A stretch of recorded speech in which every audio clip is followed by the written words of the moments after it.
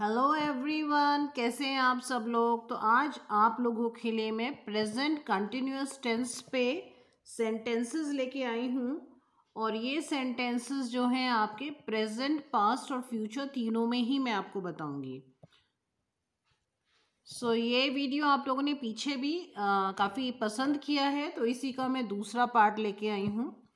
Present में, past में और फ्यूचर में तीनों में ही हम देखेंगे। और ये बहुत इंपॉर्टेंट टेंस है, इसको हम अक्सर यूज़ करते हैं। तो मान लीजिए हमें ये कहना है कि वो टीवी देख रहा है। वो टीवी देख रहा है, तो इसको हम कैसे बनाएंगे? Subject plus is am are plus verb ING plus object plus time. ये फॉर्मूला ऑलरेडी मैंने प्रेजेंट कंटिन्यूअस टेंस का वीडियो में, पीछे बहुत सारे वीडियोस हैं कंटिन्यूअस टेंस में, उनमें दिया हुआ है।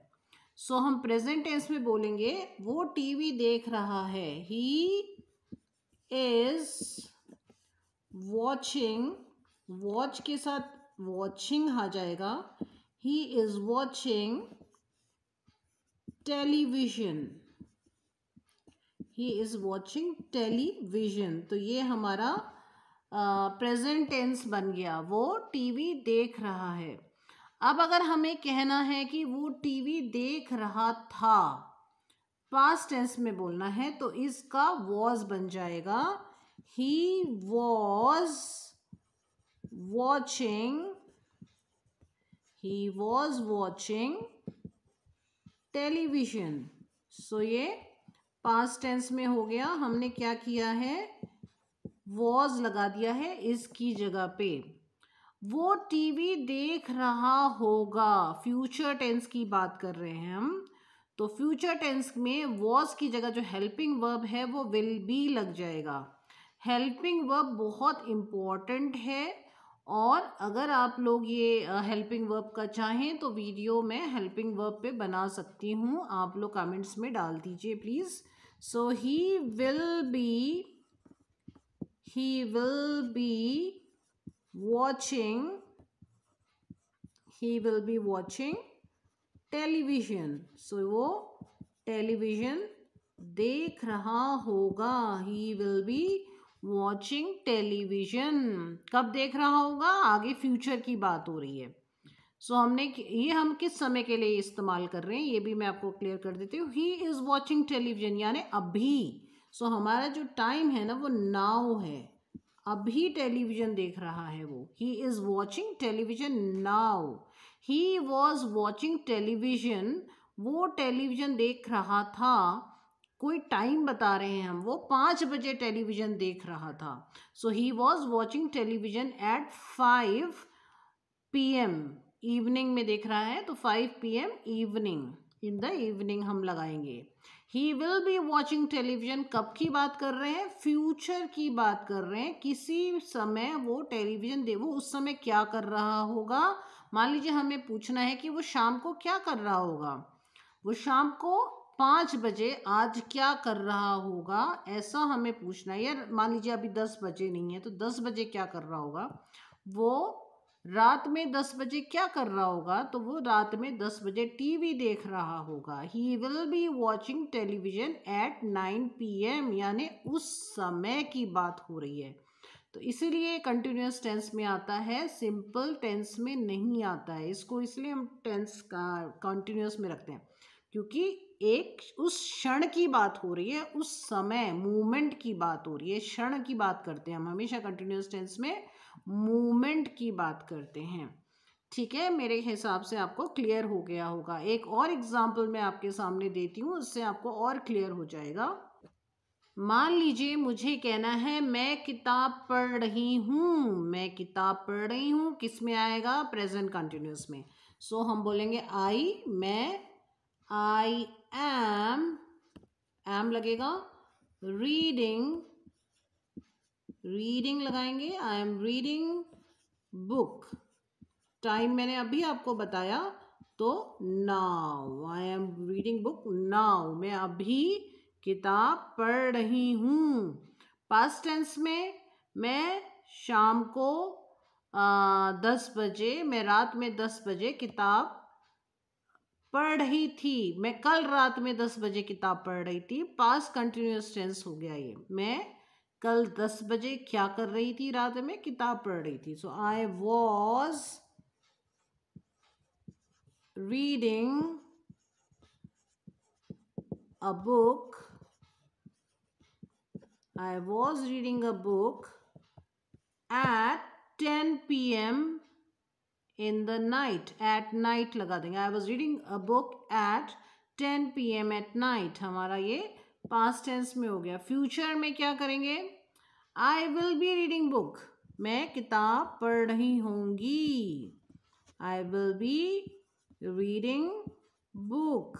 कब? समय के आप बता सकते हैं। जैसे अगर मैंने पूछा कि आप रात में आज 10 बजे क्या कर रहे होंगे, तो मैं रात में 10 बजे किताब पढ़ रही होंगी। I will be reading a book at 10 p.m।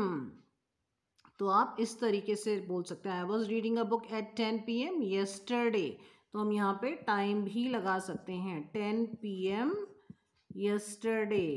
तो 10 बजे रात ही होती है, तो हमें रात में लिखने की अब ज़रूरत नहीं है क्योंकि हमने 10 p.m. लिख दिया है। So I will be reading a book at 10 p.m. Tomorrow. Tomorrow हमने अब लिख दिया यहाँ पे। सो यहाँ पे देखिए टाइम के साथ लिखा गया है। सिंपल टेंस में हम टाइम के साथ नहीं लिखते हैं, हम टुमारो बोल देते हैं सीधे सीधे।